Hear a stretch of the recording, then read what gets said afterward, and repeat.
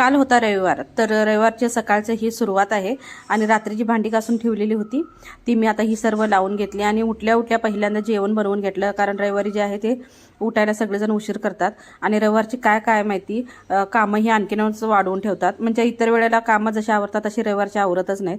म्हणून मी सकाळ सकाळी काय केलं, पहिल्यांदा भाजी चपाती बनवून घेतली. तर भाजीमध्ये आता इथं मी पहिल्यांदा जी आहे ती वांग्याची भाजी बनवून घेतली.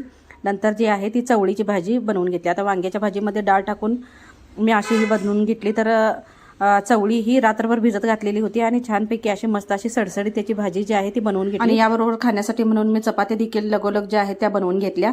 आणि भात आणि आमटी जे आहे ते शक्यतो आमच्यामध्ये कोण खात नाही, जर लागेल तर नंतर बनवायचं म्हणून ठरवलं. आणि आता जसं वेळ होईल जाईल तसं एक एक जण उठू लागले, म्हणून मी त्यांना खाण्यासाठी म्हणून गरम गरम आप्पे असे चहाबरोबर बनवून दिले. नंतर किचन ओटा वगैरे सगळा आवरला आणि जरा शेताकडे जाऊन मग फेरफटका मारून आला. जरा शेतामध्ये गेलं असलं की बरं वाटतं, जरा पाय हलकं होतं म्हणून मी थोडं गेलेले.